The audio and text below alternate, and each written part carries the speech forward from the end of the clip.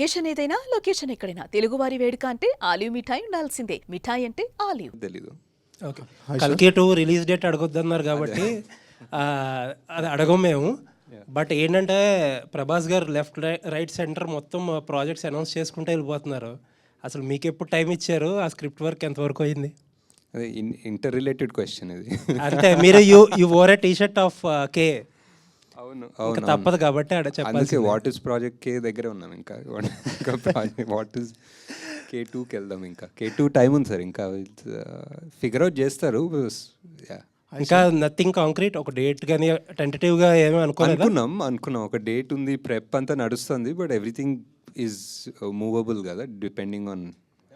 ఇప్పుడు అనుకుంటున్న డేట్ ఏంటో చెప్పండి పోనీ. మనకి date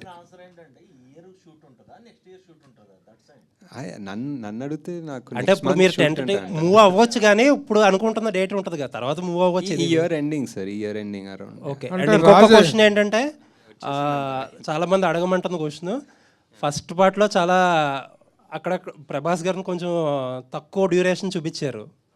how it will be in the second part? ఎక్కువ డ్యూరేషన్ చూపిస్తాం. బాగా మోస్ట్ ఆఫ్ దిట్ వస్తుందా? అది కాదు, అవును డెఫినెట్లీ. అంటే బికాజ్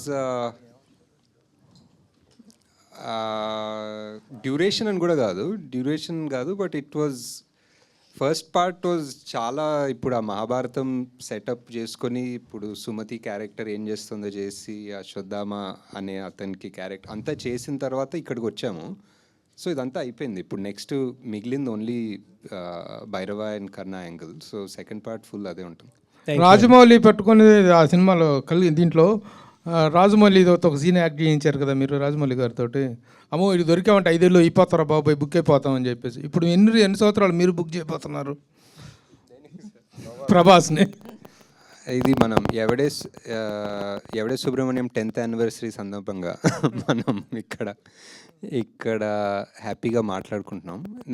నాదేముంది సార్, నాది మధ్యలో జాతిరత్నాలు ప్రొడ్యూస్ చేసుకున్నాను హ్యాపీగా. ఇంకా కొంచెం టైం ఉంటే జాతిరత్నాలు 2 ప్రొడ్యూస్ చేసుకుంటాను. సో అలా చేసుకుని కల్కికి ఆబ్వియస్లీ మనకి చాలా ప్రెప్ వర్క్ ఉంటుంది. So as a director 10 yearsలో 3 films అనేటువంటిది ఇట్స్ వెరీ వెరీ వెరీ